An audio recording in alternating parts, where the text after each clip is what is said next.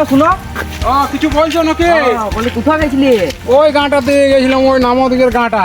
বলি তো কিছু হলো? কম ঝম করে হইলে যা চিপা মাল হে, সারা দিতে খুঁজে নাই বুঝলে। হ্যাঁ তো শুনো শুনো, হ্যাঁ তো বলো। আমাদের গায়ে হ্যাঁ। একটা বুড়ো মরেছে। ও কদিন হইল?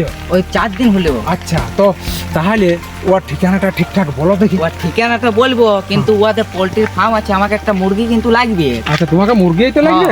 আর কিছু লাগবে না তো? না না, একটা মুরগি দিবে না? তাহলে তুমি ওর ডিটেলসটা বলো, কটা বিটি আর কটা বেটা? ওর হলো দুটো বেটা আচ্ছা আচ্ছা। আর একটা বিটি।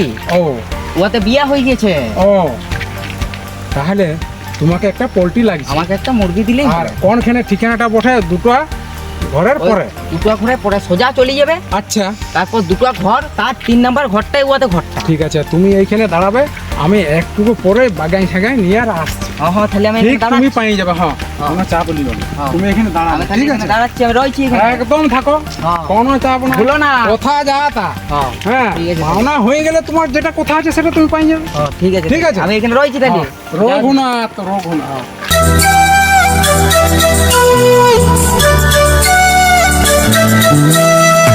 যাবো হে, দুটো রাস্তা আছে।